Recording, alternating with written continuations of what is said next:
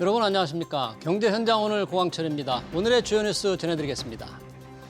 이재명 대통령이 미국과의 관세 협상에서 돌파구를 찾기 위해 주요 그룹 총수들을 잇따라 만남에 따라 이들 기업의 미국 투자 확대 여부가 주목을 끌고 있습니다.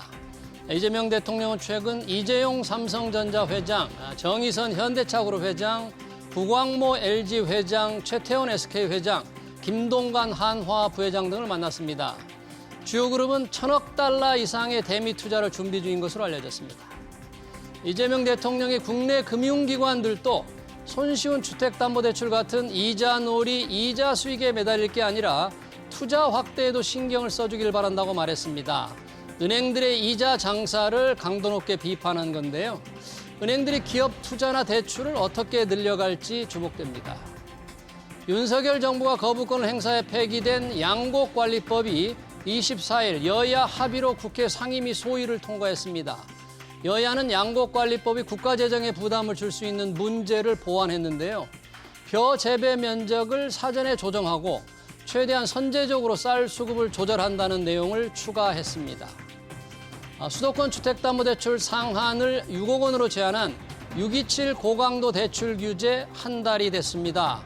서울 아파트 매매 가격은 4주째 둔화 흐름을 보여 급한 불은 껐다는 평가입니다. 시장에선 불안감이 여전한데 상승세를 확실하게 잡을 수 있는 추가 대책은 무엇인지 이어지는 집중 진단에서 살펴보겠습니다. 경제 현장 오늘은 SBS BJ앱과 유튜브에서도 실시간 시청 가능합니다. SBS BJ앱을 다운받아 시청하면 더 많은 정보와 뉴스를 볼 수 있습니다.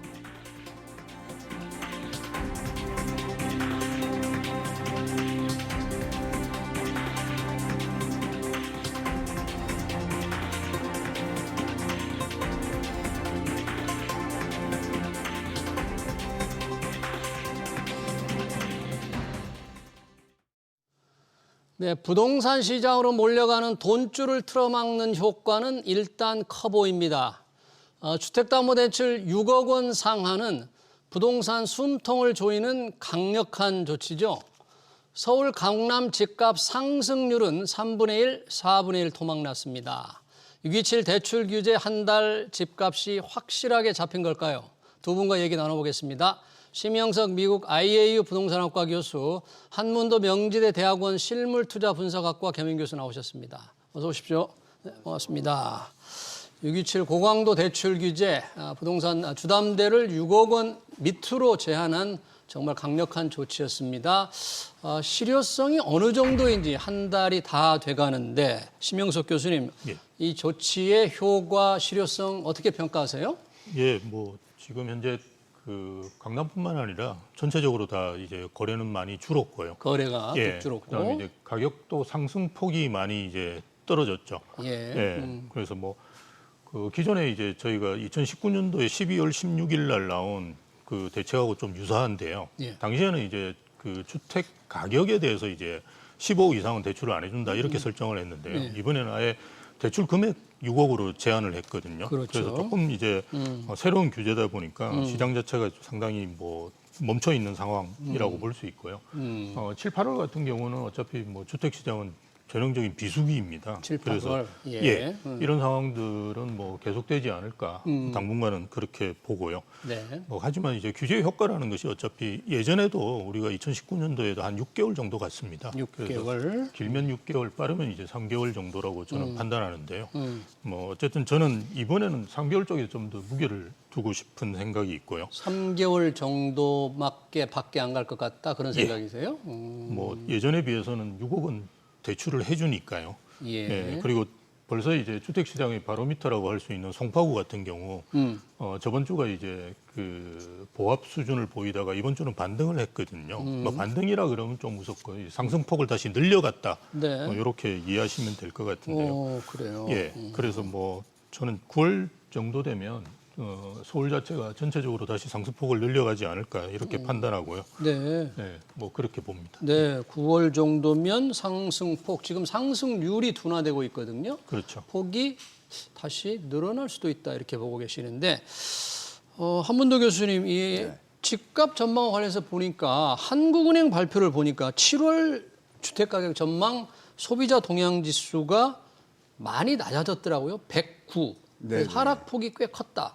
그러니까 소비자들이 집값 오를 거라고 예상하는 사람들의 숫자가 많이 줄었는데 네. 그런 심리가 지금 혹시 어떻게 확산이 좀 된다고 보십니까?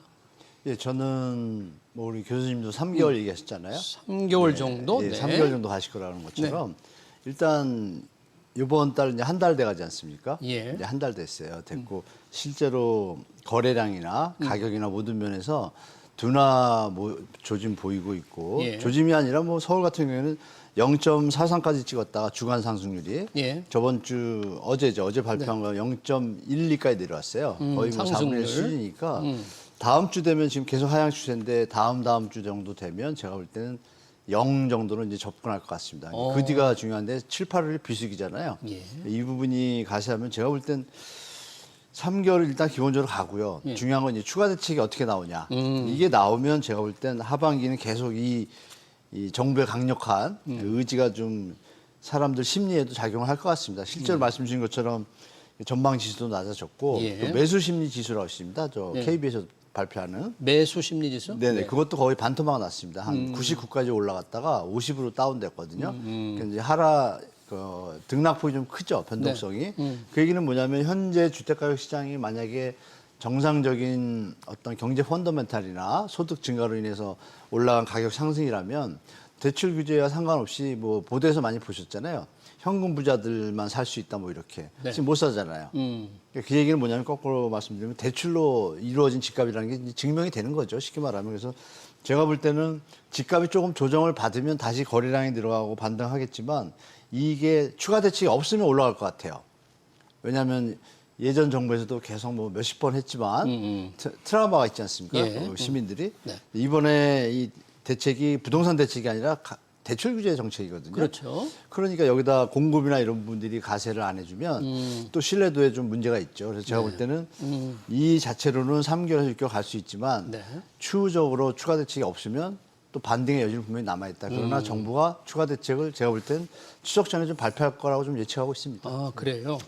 추가 대책에 따라서 어떻게 될까 달려 있다. 정부가 추석 전에 추가 부동산 대책을 발표할 거다 이런 전망을 해주셨는데 두 분 다 지금 주간 아파트 동향, 한국부동산이 발표한 주간 아파트 동향을 통계로 지금 상승률이 많이 둔화됐다고 했는데 그 중에서 심 교수님도 언급을 하셨습니다만 송파구는 상승폭이 조금 커졌거든요. 이게 좀 예. 어떤 의미가 있을까요? 단순히 뭐 한 주 가격인 거라 비중을 더 해야 할지 어떻게 봐야 될까요? 이건? 예, 뭐 추이를 보셔야 될 것 네. 같은데요. 어쨌든 이제 우리가 2019년도에 이제 대출 규제하고 좀 비교를 해볼 필요가 있습니다. 예. 2019년도에는 이제 동남권이라고 하는 강남 4구죠. 네. 그게 이제 가장 피해를 보고 있는데요.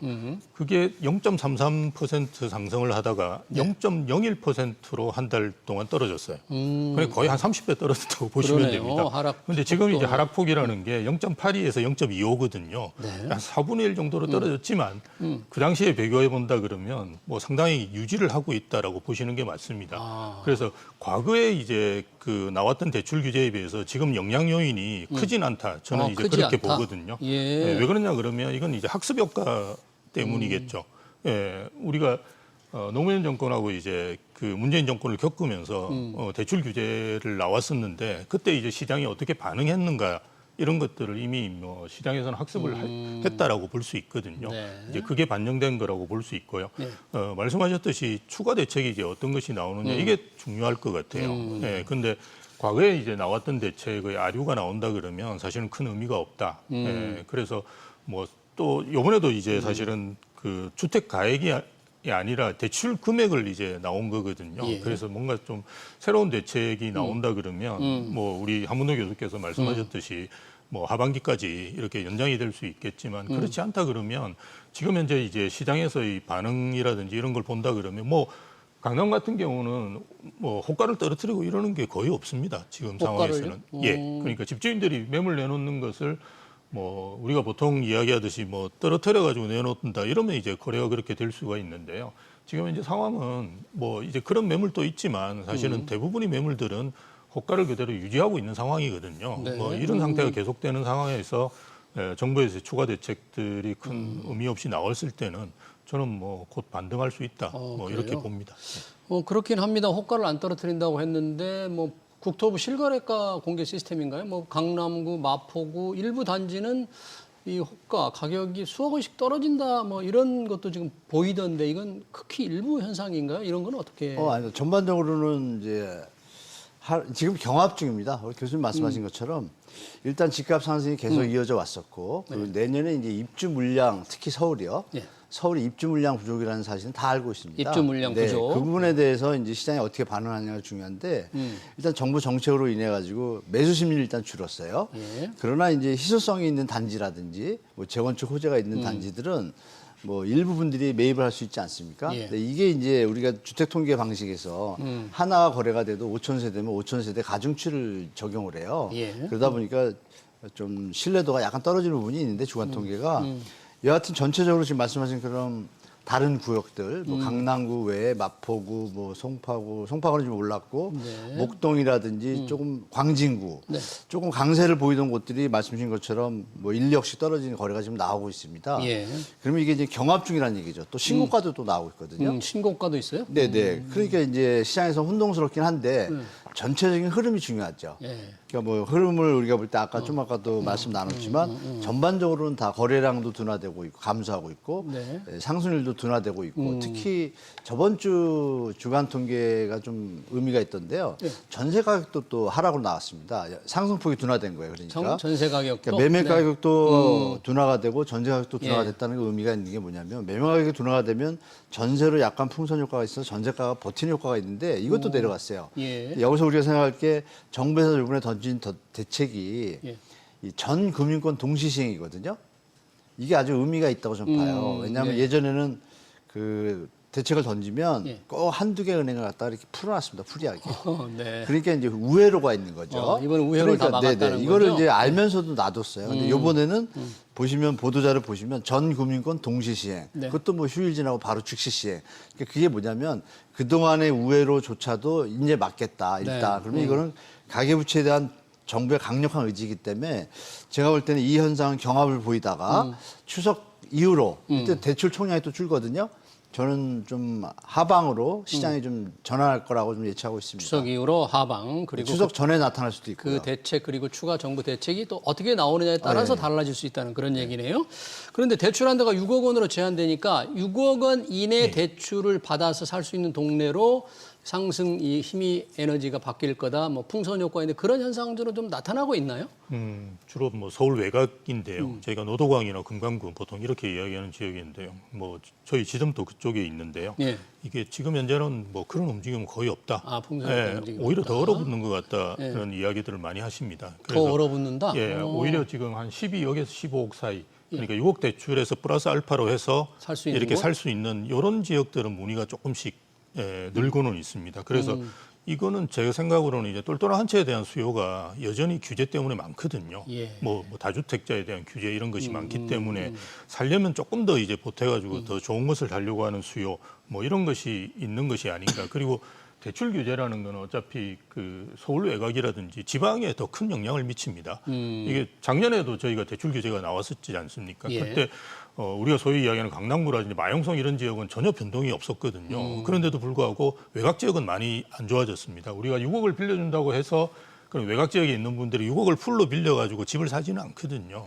특히나 지금 더 문제가 되는 거는 정책금융 같은 경우는 이제 수도권뿐만이 아니라 지방도 영향을 지금 동일하게 적용을 시켜버렸습니다. 정책금융 한도도 줄게 됐잖아요. 예, 네. 그 줄었는데 지금 대부분 대출 규제가 수도권에만 적용이 되는데요.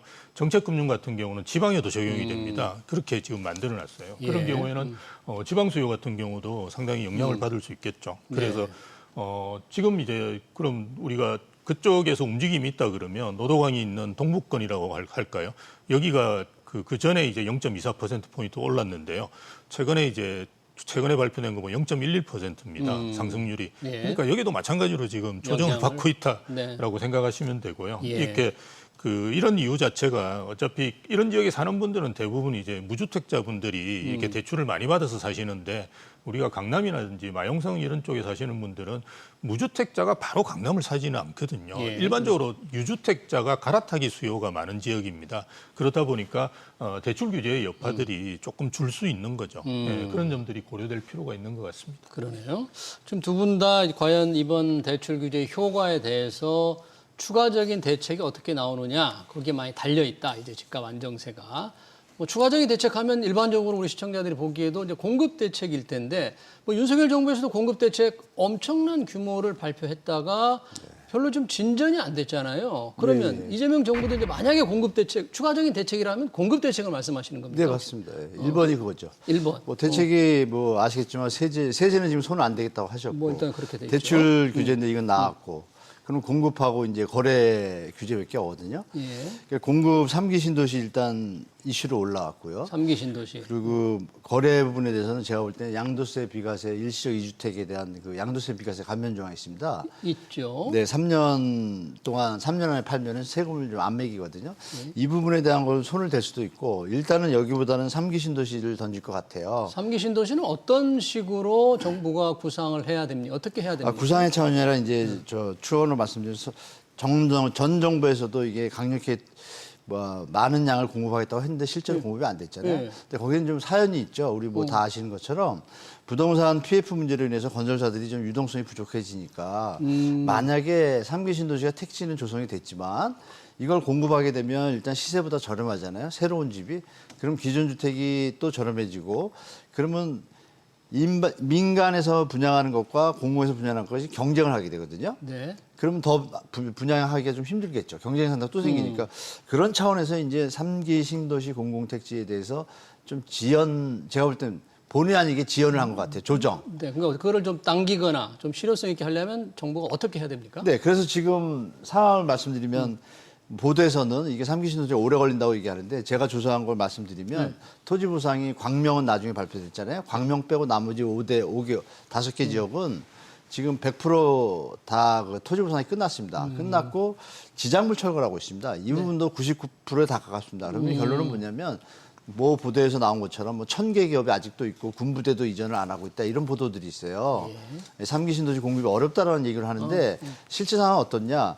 행정 대집행이라는 과정과 부당이득 반환 청구라는 것을 바로 이제 행정 활동을 시작하면 그분들이 나가거든요. 나가게 되는데 우리가 사업 순서상에서 실시 계획 승인인가가 있고 사업 계획 승인인가가 있습니다. 실시 계획 승인인가가 나기 전에 보상이 다 끝났어요. 끝났기 때문에 이제 이분들만 나가면 되잖아요. 네. 그러면 예측이 가능하죠. 쉽게 말하면. 그러니까 이제 좀 진전이 계속 될 거다 그런 기대를 하는 될 거다 수준이 아니라 정부가 의지만 있다라면 바로 공급이 가능합니다. 3개월 바로? 뒤부터. 네, 제가 볼 때는 이거는 정부의 의지에 달렸는데. 어려운 일이 아니네요, 그거는.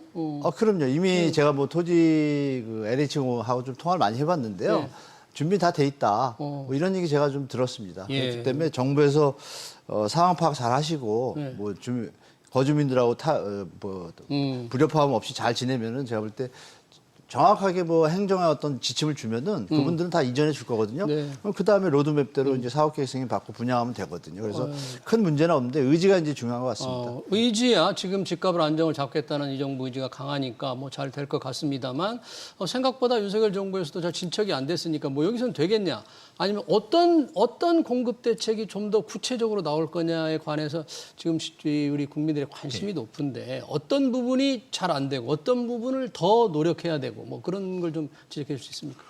근데 지금 뭐 3기 신도시 아니고는 그 임기 내에 할 수 있는 방법은 없습니다. 지금 무슨 택지 개발을 한다고 해서 그게 나오겠습니까? 그렇죠. 지금 우리 3기 신도시도 아시다시피 문재인 정부 때 나온 건데 이제 사실은 그 이재명 정부 끝에 돼 가지고 입주를 하는 거거든요. 그리고 이제 뭐 한문도 교수님 되게 긍정적으로 보시는데 지금 본청약한 게 만세대가 안 됩니다. 본청약? 예, 올해까지 본청약 하는 게 만세대 안 됩니다. 그러니까 이게 2028년도 돼야지 겨우 만세대가 입주한다는 말이거든요. 그럼 이재명 정부 거의 끝날 때 아니겠습니까? 그러니까 사실은 이것도 사실 공급으로서의 굉장히 약한 부분인데 그나마 이제 3기 신도시밖에 없다는 거죠. 그래서 이 일정을 저는 당길 수는 없다고 봐요. 당기긴 쉽지 않다. 예, 당기기 쉽지 않아요. 이게 개발 사업이라는 게 일정을 당긴다는 건 거의 불가능합니다. 그러니까 늦추지 않도록 이걸 잘 진행을 해야 되는데요. 네. 우리가 보상이 끝났다고 해서 다 끝난 게 아니거든요. 사업이라는 거는 상당히 많은 시간이 또 필요합니다. 그래서 저는 이걸 어쨌든 좀 그 늦추지 않도록 정부에서 늦어지지 신경을 않도록. 쓰고 그런 일을 해야 되고 또 이게 지금 17만 채 정도 되는 걸로 알고 있는데요. 17만 채요? 이걸 좀 용적률을 올린다든지 뭐 상업지를 주거지로 바꿔서 늘릴 수 있는 부분이 좀 있는 걸로 알고 있습니다. 그걸 좀 지금 하는 것이 필요하고요. 예. 또 하나는 이제 임기 내에 공급할 수 있는 거는 정비 사업 밖에 없거든요. 재개발, 재개발 재건축 중에 지금 멈춰 있는 단지들이 꽤 있습니다. 예. 그건 뭐 공사비 문제가 가장 큰데요. 어쨌든 이걸 물론 이제 정부에서 하는 건 아니고 지자체에서 이제 하는 거죠. 그렇죠. 만 어쨌든 이게 제대로 진행될 수 있도록 뭔가 부족한 부분이 있으면 정부에서 지원해야 되는데 재건축 초과이익 환수제 같은 걸 계속 남겨두면서 재개발 사업도 하라고 그러면 재건축 사업 하라고 그러면 이게 진행이 되겠습니까? 그래서 네. 이런 부분들을 좀 어떻게 딱 좀 해소될 수 있는 부분을 해야 되는 거지. 그리고 최근에 이제 상기 신도시도 보면 공공임대주택을 넣겠다 이런 네. 추가해서 넣겠다라고 이야기하는데요. 지금 정부가 공공주택 확대한다는 맞습니다. 거죠. 근데 지금 분양주택이 필요하지 임대주택 때문에 문제가 되는 게 아니거든요. 그리고 LH에서 가지고 있는 임대주택 중에 공실이 5만 채입니다. 이미 이미 그 빈집이 5만 채란 말입니다. 근데 그거부터 해결을 하고 난 다음에 임대주택을 해야지. 지금 자꾸 임대주택 이야기를 해야 될 타이밍은 아니고요. 지금 공공에서 하더라도 빨리 분양주택을 지금 해야 될 상황입니다. 예. 그래서 이런 구소택제들이 같이 나오는 것이 필요하겠죠. 네, 여러 가지 지금 두 분이 말씀해 주셨는데 우선 공공임대주택을 많이 늘려야겠다는데 현재 LH 공실이 5만 채나 된다. 이 부분은 잠깐 좀 언급을 해 주시고 또 재건축 초과이익 환수제, 재개발 재건축을 좀 속도를 내기 위해서 이걸 그대로 두고는 안 된다 그러는데 이 정부는 재건축 초과이익 환수제를 유지할 거라 이런 이제 보도가 나오고 있거든요. 이 부분은 네. 어떻게 해야 될까요? 두 문제에 대해서 좀 부탁드립니다. 네, 재건축 재개발 초과이익 환수제를 일단 1년 동안은 유지하겠다고 이미 발표를 했습니다. 이미 네, 그래서 확대됐습니까? 내년까지 좀 봐야 되고요. 말씀 주신 LH 공실 5만 채는 지금 3기 신도시하고는 좀 다 다릅니다. 왜 다르냐면 입지가 다릅니다. 위치가요? 네, 입지가 이제 선호하지 않는 지역에다 짓다 보니까 뭐 물량 채우느라고 지은 게 많거든요, 예전에. 근데 그거 이제 말씀하신 것 물량 같고. 숫자만 맞추느라고 그랬군요. 네, 그랬었고 들어가지도 이번 못할 거는 이제 다른 게 3기 신도시는 다 입지나 광역이나 교통망이 완비가 돼 있거든요. 예. 그 계획도 있고 그리고 또 공공택지개발지구라고 있습니다. 예. 아시는 것처럼 뭐 진접이라든지 이렇게 여러 군데 있는데 이것까지 합치면 제가 추산하고 데이터를 보니까 35만 채예요. 서울 수도권에. 근데 이 물량이 작은 물량이 아니지 않습니까? 근데 네. 제가 말씀드린 건 이제 우리 교수님 말씀 주신 것처럼 바로 입주할 수는 없잖아요. 그렇죠. 없지만 공급 계획에 있어서 우리가 로드맵에 대해서 신뢰성 있는 대책이 나온다면 믿음을 우리가 줘라. 노태우 때 생각하면 됩니다. 네. 노태우 때도 발표하고 나서 움찔됐다가 다시 올리려다가 확실히 로드맵이 진행된다는 걸 알고 나니까 그동안 6, 7년 동안 주택가격이 안정됐거든요. 예. 그것도 나중에 입주했어요. 이 얘기는 뭐냐면 시장에서 새 집이 나온다. 근데 2년 뒤에 나온다. 그럼 나는 2년 뒤에 집을 살 수 있는 여지를 갖게 되잖아요. 지금 집을 급하게 안 사고. 서두를 필요가 없다. 심리를 안정시키기 때문에 안정시키는, 대체 효과가 발생을 합니다. 그래서 제가 드릴 말씀은 바로 입주하는 것을 원하는 것이 아니라 이 부분에 대해서 로드맵이 올해는 지금 정해져 있는데 이것도 좀 땡기면 더 추가할 수도 있을 거라고 저는 보거든요. 네. 그럼 내년에 만약에 6, 7만 호가 나온다고 가정하면 시장이 좀 안정되는 효과가 분명히 있어요. 그럼 후년에 또 나온다.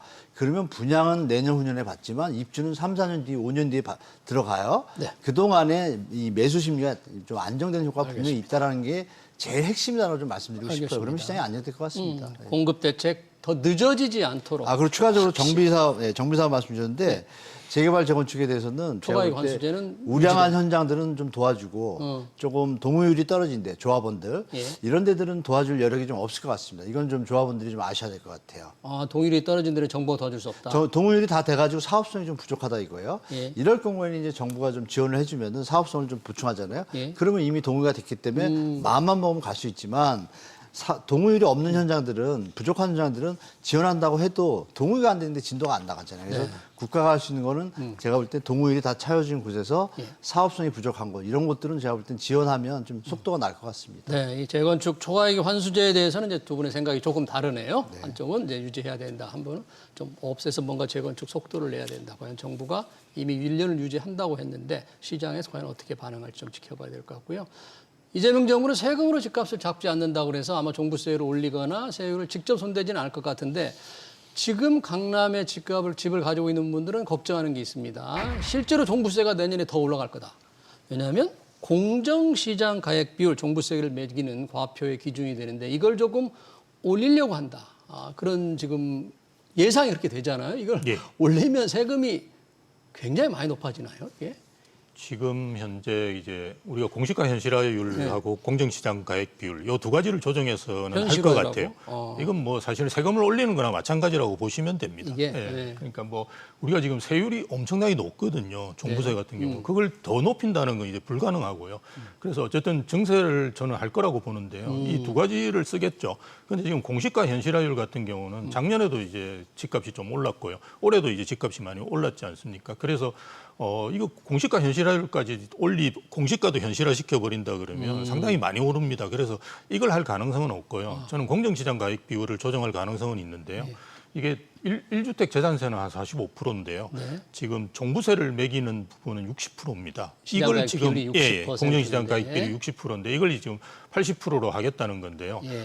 상당히 올라갑니다. 왜냐하면 기존에 이제 가격도 올라간 데다가 이걸 이제 한 20% 포인트 올린다 그러면 아마 강남에 계신 분들은 지금 대부분 종부세를 내거든요. 그 종부세가 한 1.5배 정도 이제 늘어나시게 될 거예요. 그래서 실제로 그걸 이제 계산한 뭐 자료들도 이제 최근에 언론에서도 많이 나오고 있습니다. 근데 뭐 세수 확보를 하기 위해서 한다고 하지만 사실은 이제 이거는 부동산의 증세라고 보는 것이 저는 맞고 앞으로도 이런 시도들은 상당히 많이 하지 않을까 저는 그렇게 봅니다. 결국 세금으로 집값을 잡지 않겠다고 했는데 실질적으로 세율 인상이나 똑같다. 만약 이 정도 오르면 거래, 이 부동산 시장에도 조금 영향을 줄 수 있을 것 같습니까, 교수님? 한 교수님? 일단 20억이나 25억까지는 뭐 의미가 없습니다. 보유에 대해서 부담이 별로 없습니다. 12억을 일단 빼고서 계산하기 때문에 시가 한 15억짜리 같은 경우에 30만 원, 50만 원 내거든요. 30만 원 내던 분들은 한 40만 원 정도 내게 되고 60만 원 내던 분들은 뭐 70만 원, 별 차이가 없지만 이게 이제 30억, 40억으로 하면 좀 틀려집니다. 예를 들어서 뭐 2천만 원 내던 분이 갑자기 2,700~800을 내게 되고 단위가 좀 바뀌어요. 특히 이제 1주택자 같은 경우에는 부담이 되겠죠. 은퇴하고서 소득이 없으신데 소득이 없는 분들. 이런 부분에 대한 뭐 맞춤형이 아직 완비가 안 됐거든요. 그래서 분명히 일부 분들은 피해자가 생깁니다. 피해자라기보다는 부담을 느끼는 분들이 나올 수밖에 없어요. 고가 주택에 대해서. 그래서 이거를 세금으로 집값을 잡지 않겠다고 했지 않습니까?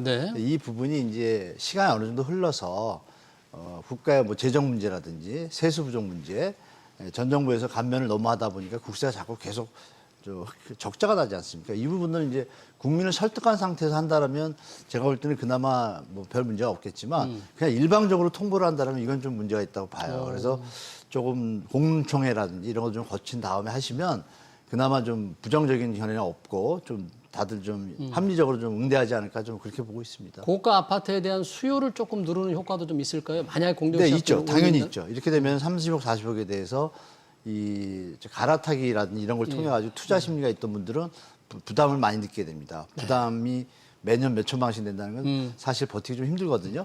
그런 부분은 분명히 효과가 있다고 봅니다. 자, 아파트 매매 시장 얘기 들어봤고요. 전월세로 한번 돌아가 보겠습니다. 이번에 그 627 대출 규제는 갭 투자, 전세를 끼고 사는 거를 원천 차단했고 전세 대출도 굉장히 까다로워졌습니다. 그러다 보니까 뭐 전세값이 이제 상승이 우려된다. 전세 대신 월세로 많이 바뀐다. 그래서 월세 부담이 크다. 이런 얘기들이 시장에서 많이 나오고 있는데 지금 실제 동향은 어떻습니까? 월세가 그렇게 늘어나고 있습니까? 예, 일단 전세에서 월세로 이렇게 바뀌어가는 현상은 거의 대세입니다. 대세인데 사실은 우리나라 월세는 그 외국에 있는 월세하고 좀 다른 형태고요. 보증금이 굉장히 큽니다. 보증금? 5억에 100억, 5억에 100만 원 뭐 이런 식으로 이제 되기 때문에 순수 월세는 뭐 거의 없습니다. 외국은 뭐 사실은 보증금을 잡지 않으니까요. 그런데 어쨌든 이게 완전 전세에서 이제 보증부 월세나 이제 반전세로 넘어가는 거는 대다수가 가고 있고요. 그러다 보니까 전세 가격이 굉장히 안정된 듯이 보이는 거거든요. 전세 가격이. 전세 가격이 올해 누적 기준으로 보면 서울이 이제 한국부동산원 기준으로 보면 1.16% 올랐습니다. 근데 매매 가격은 4.18% 지금 누적으로 서울이 올랐거든요. 그러니까 한 4분의 1 정도밖에 안 올랐어요. 예. 근데 이게 월세로 전환되기 때문에 그런 거지. 그래서 우리가 뭐 이런 착시 현상에 사실은 속으면 안 되고요. 지금은 이제 월세 가격에 대한 부담 때문에 이제 그런 힘들어하시는 분들이 많고요. 그리고 기존에 이제 우리가 다세대 연립이라는 오피스텔 전세가 거의 지금 시장이 없어져 가고 있거든요. 그런 바람에 아파트로 계속 몰리고 있지 않습니까? 그런 이유로 이제 월세도 많이 늘어나고 전세가 없어지는 부분들이 이제 가중되고 있는 것 같고요. 정부에서 이제 쓸 수 있는 카드는 사실은 시장에서 이야기하는 거는 임대차 입법을 폐지하고 주택 임대 사업자의 이제 아파트를 좀 넣어달라. 지금 현재 주택임대사업자 쪽에는 비아파트만 들어가 있거든요. 예, 그 이야기를 많이 하는데 아마 이 정부에서 하기는 힘들 거라고 저는 봅니다. 네. 예, 그래서 정부에서는 아마 이걸 막기 위해서 뭐 전세 대출 규제 같은 거를 더 할 수도 있을 거고요.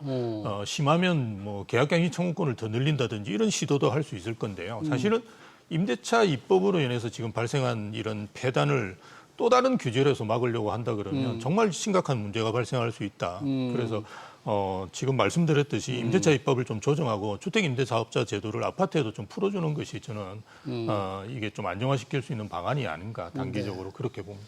이 지금 월세 전환이 빨라지면서 월세라는 게 물론 보증부 월세, 보증금이 좀 있겠지만 월세를 만약에 200만 원, 300만 원씩 낸다 그러면 이 젊은 청년들이 그 정도 세금을 월세를 내고 생활이 과연 가능할까 좀 걱정이 되는데 어떻게 보십니까?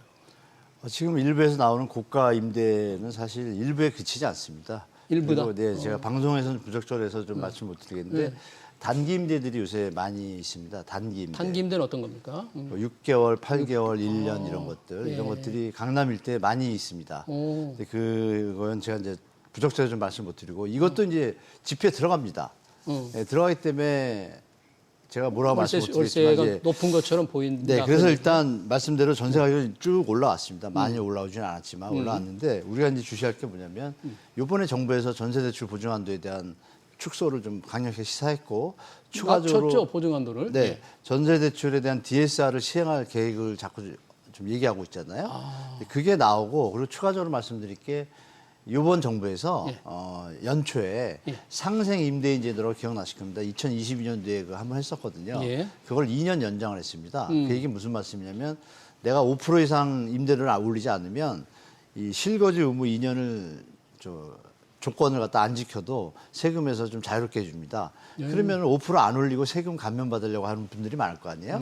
그럼 올리라고 해도 안 올립니다.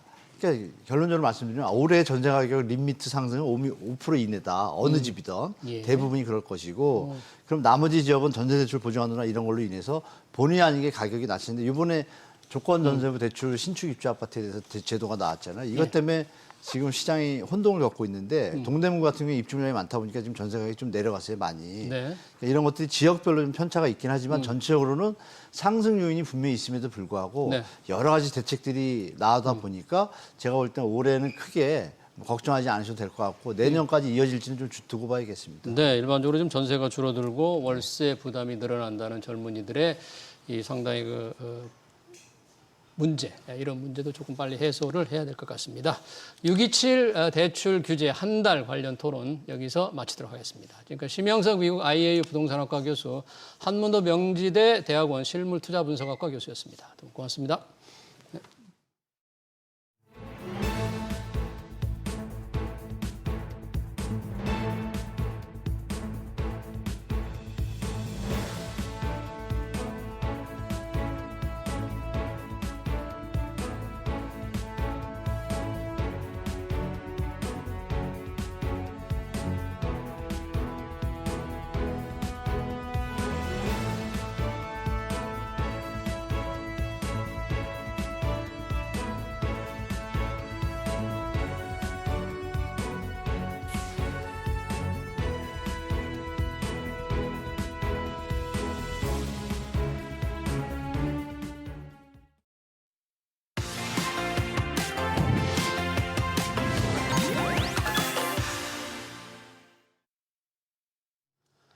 네, 상반기에 부진했던 2차 전지 관련주와 ETF가 7월 들어 눈에 띄는 상승세를 보이고 있죠.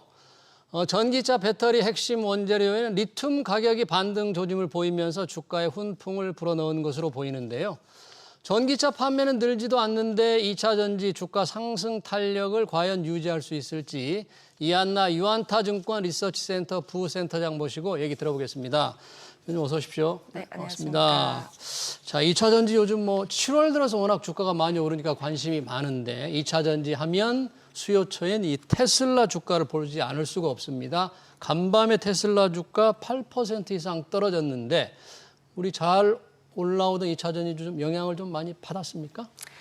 사실 뭐 테슬라 2분기 실적이 나왔죠. 그래서 2분기 실적 자체가 좀 저조했었고, 그리고 이제 미국 쪽에서도 이제 IRA 보조금이 이제 폐지가 된다라는 측면들 때문에 테슬라 주가는 사실 급락을 했다라고 보시면 되는데, 그 전까지는 사실 우리나라 2차 전지 관련주들이 동행을 했었거든요. 이 주가에. 그런데 예. 이번에는 오히려 반대로 조금 급등을 하고 있습니다. 아, 그래요? 그러면 왜 2차 전지 주가는 7월 들어 조금 많이 상승을 했잖아요. 네, 맞습니다. 왜 그렇죠? 왜 오르죠? 아까 동행을 하다가 왜 방향을 바꿔서 다시 사실 상반기는 굉장히 부진했죠.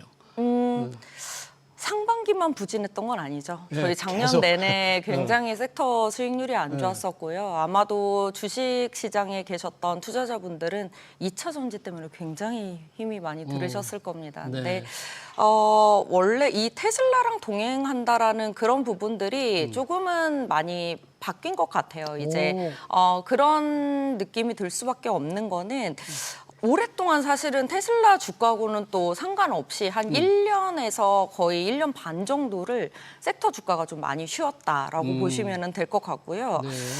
이번에 7월 들어서의 급등세 역시도 사실은 제가 차트로 되게 많이 보여드리는 차트가 있어요. 뭐 가져오지는 않았지만 그래요? 네. 전체 이제 보고 섹터, 싶은데. 예, 네. 섹터별로 제가 이제 수익률을 계속 이제 뭐 1년 YTD 그리고 뭐 고점 대비해서 나열을 해보면 최고점이 방산우주입니다. 방산 쪽이 수익률이 최고고요. 예. 모든 섹터의 제일 하위에 2차 2차 전지가 전지. 있습니다. 투자자들 정말 괴로웠을 거예요. 네, 맞습니다. 이제 더 이상은 저희가 섹터 순환매가 된다 하더라도 갈 데가 없는 거예요. 그래서 사실은 이번에 급등은 저는 수급적인 요인이 제일 컸다라고 첫 번째는 보고 있고요. 네. 두 번째는 그럼에도 불구하고 모멘텀이 없으면 저희 주가가 반등을 하긴 쉽지 않습니다. 수급전이라면 2차 전지 저평가됐다. 그런 차원에서 샀다 그런 얘기인가요? 아니요, 수급이 비어 있는 거죠. 사는 사람이 없다. 네, 네. 사는 그래서 사람이 없어서 비어져 있었던 떨어져 있다. 섹터였는데 네. 누군가 이제 사기 시작하면은 급등으로 이어지는 거죠. 근데 다른 섹터들로 이미 한 번 환매가 일어났기 때문에 네. 이제는 올만한 섹터가 2차 전지였다라는 거죠. 최하위 섹터였기 때문에. 비어있기 때문에. 네, 맞습니다. 네. 그게 첫 번째였었고 네. 두 번째로는 불확실성이 항상 있었어요. 저희 트럼프 정부 들어선 다음에 IRA, 뭐 그 안에 AMPC 여러 가지 불확실성이 있었는데 긍정적이든 부정적이든 이 정책만 나와주면 사실은 시장에 부정적인 요인들이 주가에 녹여져 있는 겁니다. 근데 이번에 AMPC까지 전체적으로 다 발표가 났잖아요. 그렇죠. 2033년 폐지로 이제 그렇다 보니까 불확실성 해소로 인해서 또 반등이 좀 정책이 일어났다. 선명하게 결정이 됐다 그런 얘기잖아요. 네, 맞습니다. 첨단 투자는 세액 공제 계속되고 전기차 보조금은 폐지된다. 폐지된다. 이게 네. 확실히 결정됐다 그런 얘기죠. 네. 그래서 그런 부분들이 가장 컸고, 근데 동시에 사실은 뭐 관세나 정책적인 부분이 전기차 쪽에서는 그렇게 뭐 2차 전지 쪽에서는 많지 않겠다라고 생각을 했었는데 흑연 같은 경우에는 이번에 추가 관세가 또 붙으면서 전체적으로는 중국 기업들한테 160% 가까운 관세가 들어오면서 예. 오히려 뭐 흑연 쪽은 뭐 중국을 제외하고는 가장 이제 공급을 할 수 있는 가장 큰 비중을 가지고 있는 기업이 포스코 그룹입니다. 포스코. 네, 그렇다 보니까 뭐 흑연도 그렇지만 이제 흑연 관련된 응급할 물질, 뭐 천연흑연, 인조흑연까지도 이제 말씀을 드리는 거고요. 그렇다 보니까 이런 긍정적인 부분들이 반영이 되면서 테슬라 쪽하고는 또 별개로 우리나라 이제 2차 전지 섹터 자체가 반등을 하고 있다라고 보시면 될 것 같습니다. 네, 여러 가지 요인에 의해서 테슬라 주가와는 동행하지 않고 7월 들어서 이제 올라가고 있다는데 아까 흑연 얘기도 했습니다만 리튬 가격이 오르는 것도 상당히 긍정적이다 하는데 리튬도 어떻게 뭐 중국이 좀 뭐 생산을 줄인 겁니까? 왜 그렇습니까? 중국의 감산이 좀 있었습니다. 이제 뭐 이것도 여러 가지 해석이 좀 나뉘는 것 같아요. 이제 예전에 이제 그 구조조정이 산업 구조조정이 한번 1차로 있었는데 중국이요? 예, 네. 근데 이번에는 사실은 2차 전지 쪽, 뭐 ESS 쪽 관련해서 워낙 공급이 과잉이다 보니까 그쪽 관련된 업스트림 쪽에 대한 구조조정이 일어난다라는 부분도 있고요. 사실은 진짜 결정적으로 나왔었던 거는 수출 환급금을 이제 폐지를 했습니다. 중국 쪽에서. 그러니까 중국에서는 원래는 제품을 수출을 할 때 예를 들어서 자동차, 2차 전지 뭐 이런 쪽은 뭐 그리고 업스트림도 마찬가지고요.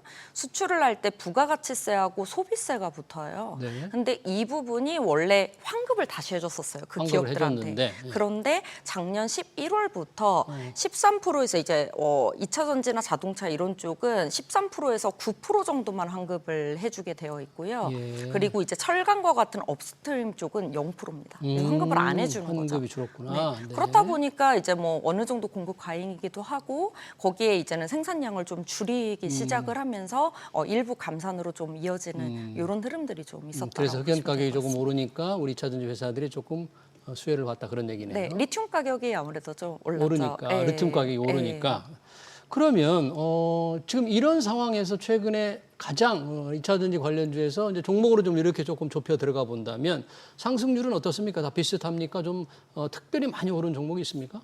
근데 사실 뭐 하루하루 뭐 DOD로 보면은 뭐 어떤 뭐 포스코 이번에 흑연 관련된 그런 정책이 나왔을 때는 포스코 퓨처에 뭐 이런 쪽이 많이 올랐었고 사실은 크게 빠지지 않고 꾸준히 올랐었던 종목은 그래도 LG 에너지 솔루션 뭐 LG 이런 솔. 네, 이런 식으로 보실 수가 있어요. 그래서 예. 하루하루마다 급등률에 약간 차이점들은 있지만 예. LG 에너지 솔루션 서플라이 체인들이 그래도 이제 주가 흐름은 좀 긍정적이었다, 조금 더 긍정적이었다 이렇게 보여지고 있습니다. 이제 그 중에서도 아무래도 흑연 여파는 굉장히 컸죠. 왜냐하면 정책적으로 160%라는 이런 관세가 나오기는 저희가 상상을 안 했었기 네, 때문에 그러네요. 그래서 관련된 이런 상승세가 좀 포스코 중심으로 있었다라고 보시면 될 것 같습니다. 지금 여러 가지 요인에 의해서 2차 전지주가 이렇게 상승 흐름을 보이고 있는데 결국은 이제 실적이 뒷받침이 돼야 될 텐데 2분기 실적들이 지금 속속 발표가 되고 있을 텐데요. 실적은 실제 2분기는 어떻고 또 3분기 이후 실적 과연 주가 상승을 떠받칠 만큼 실적 호조를 예상할 수 있을까요? 어떻습니까, 지금? 2분기 실적은 사실 LG 에너지 솔루션 같은 경우에는 생각보다 좋았습니다. 그래요? 그래서 왜냐하면 LG 에너지 솔루션은 유럽하고 미국 쪽에서 고객사들의 신차 출시가 사실은 굉장히 미미했습니다. 그러면 작년 대비해서 올해 YOY로 성장하기는 조금 힘든 구조이지 않나라고 생각을 했었는데 생각보다 이제 그로스가 조금 나와졌고요. 예. 그리고 이제 미국 쪽에서도 AMPC가 본격적으로 확대가 되고 더불어서 ESS 실적이 좀 미미했었는데 2분기 때부터 가동률이 좀 높아지면서 ESS. 네, 이 부분까지 좀 합쳐지면서 오히려 셀메이커 중에서는 LG 에너지 솔루션 실적이 좀 좋았다라고 보시면 될 것 같고요. 네.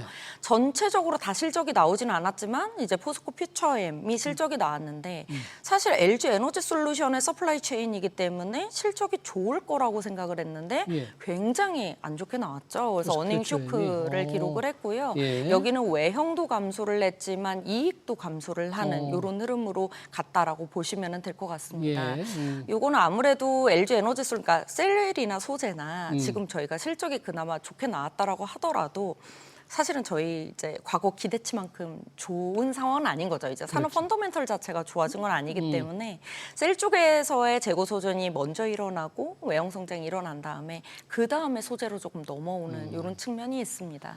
지금 펀더멘털, 산업의 펀더멘털이 그다지 좋은 게 아니라는 것은 이제 전기차 판매하고도 연결해서 생각해 볼 수가 있는데요. 지금 전기차 판매 전망이 그렇게 밝지 않은 것 같은데 그럼 3분기, 4분기 이후에 2차 전지 업체들의 실적 예상은 어떻게 하고 계세요?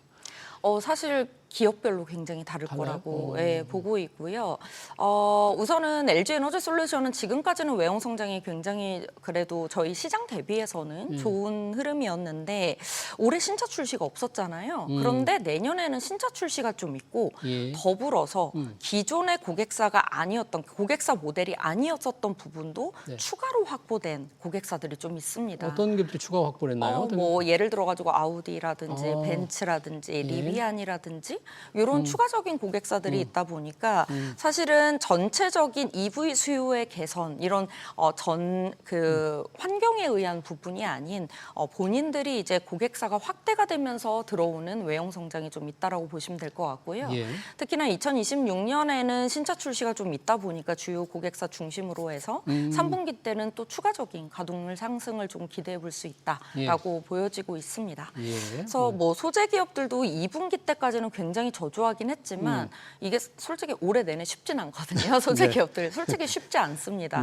네, 수요가 좋은 상황은 아니기 때문에 다만 이제 셀메이커 어떤 셀메이커를 공급사로 두고 있느냐에 따라서 조금은 실적 향방에 갈리지 않을까 이렇게 보고 있습니다. 지금 소재 기업 하니까 에코 형제들이 생각이 나네요. 에코 프로 뭐 삼형제라고 하는데 굉장히 고생을 하고 있는데 뭔가 뭐 흑자로 바뀔 수 있을지 아니면 뭐 개선이 좀 본격화될지 어떻게 전망을 하십니까? 사실은 에코프로 BM 같은 경우에는 1분기 때도 흑자가 나왔고요. 아마 1분기 2분기는 실적이 아직 나오지는 않았지만 흑자를 예상을 하고는 있습니다. 근데 다만 이게 일부 재고평가 손실이 반영되지 않았거나 이런 부분들이 좀 있을 수 있고요. 그리고 SK온 관련된 SK온이 최근에 좀 가동률이 많이 올라오고 있잖아요. SK온이. 네, 그래서 그런 부분들이 조금 반영이 되는 거다라고 보시면 될 것 같고 사실 그동안은 코스피 이전 상장에 대한 기대감이 계속적으로 있었는데 이번에 또 한 번 시도를 하기는 하거든요. 근데 한 번 몇 번 실패를 봤기 때문에 기대감이 그렇게 높진 않은 상황이에요. 그래서 그런 부분들이 뭐 다른 기업들 주가 대비해서는 조금 저조한 흐름을 좀 가져온 것 같고요. 실적적으로는 1, 2분기는 그래도 이제 3, 4분기 때가 어떻게 될 것이냐라고 봤을 때 SDI나 뭐 SK온 전체적으로 봤을 때에는 SDI는 여전히 수요가 조금 저조한 편이고요. SDI 는, 네, 뭐 SK온 쪽에 대한 가동률을 조금 기대해 볼 수는 있겠지만 이게 저희가 생각하는 외형 성장과 그리고 영업이익 상승 증가까지 뭐 크게 기대하기에는 조금은 힘들지 않겠냐 이렇게는 그래요? 보고 지금 있습니다. 에코프로그램 얘기잖아요. 이건 전체적인 소재 기업들 소재 마찬가지고요. 그러면 주가가 많이 낮은 상태인데 에코 형제들 지금 저평가 충분히 구간이냐?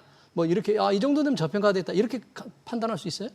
근데 저평가라고 이야기하기에는 지금 뭐 이 에코프로 삼형제뿐만이 아니고 모든 2차 전지 기업들이 밸류가 높습니다. 여전히 높습니다. 여전히 높다? 네, 여전히 밸류는 높고요. 왜냐하면 생각해 보시면 작년 내내 적자였었고요. 올해도 적자에서 일부 약간 흑자, BEP 살짝 넘어가는 수준이기 그 때문에 정도니까. 이게 뭐 내년 정도 갔을 때 수요가 정말 많이 높아져서 그러니까 유럽 수요에 대한 기대감이 있긴 하지만 저희가 또 북미 공장도 큰 편이거든요. 네. 이제 그런 부분들 감안했을 때에는 여전히 밸류는 조금 높은 편입니다. 네. 알겠습니다. 2차 전지 산업 동향, 최근 오르는 동향과 향후 전망까지 잘 들었습니다. 지금까지 이한나 유한타증권 리서치센터 부센터장이었습니다. 센터장님 고맙습니다. 네, 감사합니다. 네.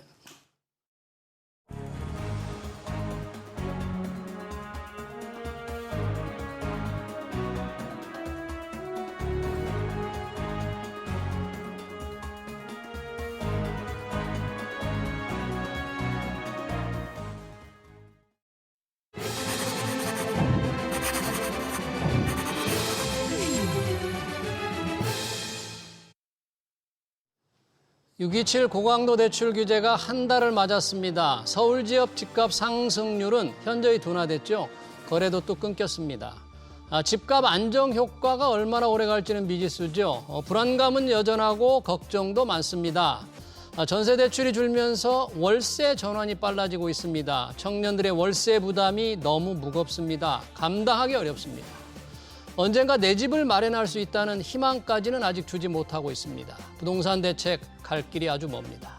SBS 비즈 경제 현장을 여기서 마치겠습니다. 시청해주신 여러분 고맙습니다.